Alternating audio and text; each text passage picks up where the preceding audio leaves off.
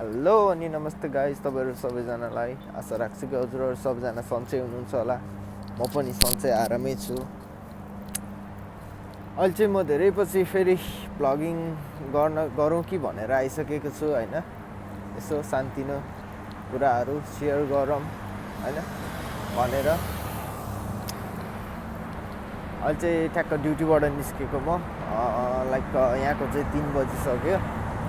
चाहिँ बिहानको भनौँ न होइन, बिहानको 3 बजिसक्यो। अनि राति चाहिँ हाम्रो यो अबुधाबी सिटी कस्तो देख्छ त भनेर देखाउँ भनेर हो तपाईँहरूलाई। मेन त हेर्न सक्नुहुन्छ है त, यो अगाडि चाहिँ मस्जिद के भन्छ, मस्जिदै होला होइन, मस्जिद भन्छ। हेर्न सक्नुहुन्छ होइन, यहाँको मान्छेहरूको प्रे गर्ने ठाउँ भयो यो। अनि अब यहाँबाट अलिकति अगाडि गएपछि चाहिँ हाम्रो अबुधाबी मल आउँछ। अनि यो अगाडिको हाम्रो ठुलो बिल्डिङ चाहिँ रोटोना होटल होइन। रातिको भ्यू चाहिँ यस्तै देख्छ, तपाईँहरूलाई यो रातिको भ्यू देखाइदिउँ भनेर हो होइन। अनि अरू भने त्यस्तै हो, पर्खिने त म यो सिग्नल क्रस भएर चाहिँ बोल्छु फेरि। भाग या यो चाहिँ हाम्रो मस्जिद भइहाल्यो होइन, कडा छ। यहाँ भन्दा नि त्यो मैले एकचोटि दुबई जाँदा देखेको होइन, यस्तो बवाल बनाएको थियो कि यिनीहरूले। लाइक यिनीहरूले जस धर्ममा चाहिँ एकदम विश्वास गर्छ। अनि हाम्रो यहाँ चाहिँ सानो जङ्गल छ होइन। अब नेपालतिर भएको जङ्गल फाँड्दै ठिक छ, यहाँनिर अब जसोतसो मेहनत गरेर भए नि जङ्गल बनाउनु खोज्छ। त्यही ठुलो कुरा हो यहाँको सरकारको चाहिँ। हेर्न सक्नुहुन्छ होइन, बोट बिरुवाहरू कहाँबाट ल्याएर रोपेका छन्। अनि मेरो चाहिँ अब जस्तै कहिलेकाहीँ अब अलि स्ट्रेस भयो, थकान मेट्नु पऱ्यो भने यहाँनिर आएर बस्छु म। उहाँहरूलाई ठाउँ पनि देखाइदिन्छु होइन। हेर्न सक्नुहुन्छ, सानो टिक्कको जङ्गल जस्तै छ। ला ला ला ला ला, यो चाहिँ हाम्रो अल जाहिया बस स्टेसन। यहाँबाट चाहिँ खासमा भन्नुपर्दा चाहिँ यहाँबाट चाहिँ हाम्रो एयरपोर्ट जाने बस लाग्छ। जस्तै नेपाल जानु पऱ्यो भने, इन्डिया जानु पऱ्यो भने होइन, यहाँ आउने टक्क बसमा जाने अनि एयरपोर्ट लगिदिन्छ। एयरपोर्टबाट के गर्ने त्यो तपाईँहरूलाई थाहा छ, मैले भनिरहनु पर्दैन होला सायद। यही हो मेरो फेभरेट ठाउँ होइन। यो बेन्चमा आयो, आनन्दले बस्यो होइन, टक्क रुखको मुनि। किनकि भन्ने गर्छन् नि बुढापाकाले, रुखको छाहारीको मुनि आनन्दको बास हुन्छ अरे के। ल त म एकछिन यहाँ बस्छु है त गाइस।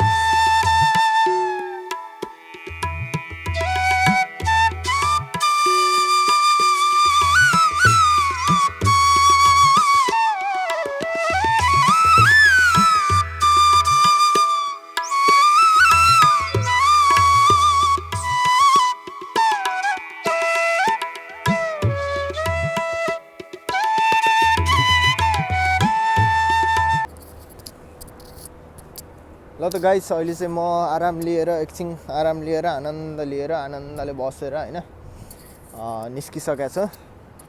अनि यसो मुख पनि धोइदिन्छ जस्तो लाग्यो कि, अलिकति त्यो लाइक धुप्प भइरहेछ क्या आज मौसम पनि।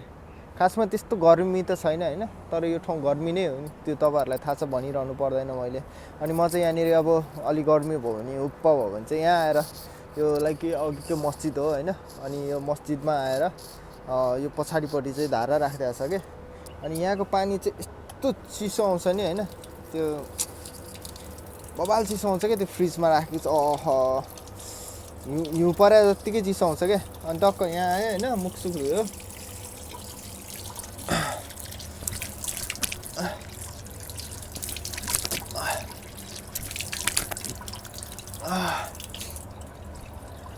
Totally fresh. अरे कहना क्या चाहते हो? टोटली फ्रेश बनाउँछ गाइज हैन यहाँको पानीले चाहिँ, चिसो छ। ल त गाइज अलि अगाडि गएर भेट्छु है त म तपाईहरुलाई। A few moments later. ल त गाइज अहिले चाहिँ म यहाँ घर छेउमा आइपुगिसकेको छु। म बस्ने बिल्डिङ चाहिँ यो अगाडिको हो हैन, यो बिल्डिङ हो म बस्ने चाहिँ। कारहरु टिलिक्कै छ हैन। अनि यहाँनिर चाहिँ एउटा सानो पार्क छ के, त्यो पार्क तपाईहरुलाई देखाइदिउँ भनेर बच्चा खेल्ने पार्क हो खासै। अनि यसो तपाईहरु पनि हेर्नु न, पार्क अबुधाबीको कच्चिप्लेटी खेल्ने हैन। यहाँ टक्कै चाहिँ टनल घुम्ने रहेछ, त घुम्ने हिँड्ने है त। उ त गाइस छिर्दिउँ टनल। ओए अहिले कसैले देख्यो नि मार्छ। एक झलङ्गे नि खेल्दिउँ हैन।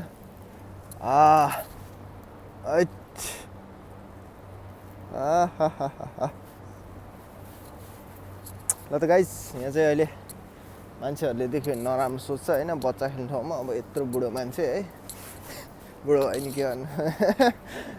गाइस त्यहाँनिर एउटा पसल पनि खुला रहेछ, बकला। यहाँ चाहिँ बकला भन्नाले फर्स्टमा त म के हो भन्ने सोच्थेँ, अनि पछि साथीहरू बापत थाहा पाएँ मैले, बकला भनेको चाहिँ यहाँनिर कि हाम्रो किराना पसल भनेर टाइपको रहेछ क्या। ल त गाइस म चाहिँ एकछिन त्यहाँ छिर्छु हैन, यसो चिया पाउँछु कि हेर्छु, चिया पायो भने चिया खान्छु अनि निस्किन्छ है त। Just then. हाम्रो बकलामा चाहिँ अब चाय भन्ने कुरो चाहिँ नभएको अवस्था हैन। अब घर लाग्नुपर्ने हुन्छ। अब तपाईहरुको त मर्निङ भइसक्यो होला कतिजनाको त हैन। अब धेरैले त हेर्दैन, थोरै परिवार छ, थोरैले हेर्ला हैन। र थोरैजनाले हेरे पनि लाइक हजुरहरुको चाहिँ अब मर्निङ हुन्छ अथवा के हुन्छ हैन। हुनु त मर्निङै भइसक्यो, मर्निङै भनौँ हैन।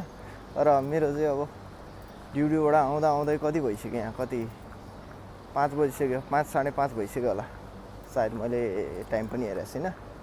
अब म चाहिँ गएर सुत्नुपर्ने हुन्छ, मेरो लागि चाहिँ अब गुड नाइटै हो हैन। त्यही हो। अब हजुरहरूलाई छोटो मिठो ब्लग राम्रो लाग्यो भने लाइक शेयर अनि सब्सक्राइब पनि गरिदिनु हैन। मेन सब्सक्राइब गरिदिनु। थोपा मिलेर समुद्र बन्छ भने जस्तै यसो सबैजना मिलेर शेयर गरेर यसो अलिअलि सब्सक्राइबर बढाइदिनु हैन। त्यही हो। ल त अब चाहिँ म चाहिँ माथि गएर सुत्छु। तपाईहरुलाई शुभ बिहानी हैन। हजुरहरुको दिन राम्रो जाओस् यही कामना गर्छु। ल त गुड नाइट गाइस, मेरो लागि चाहिँ।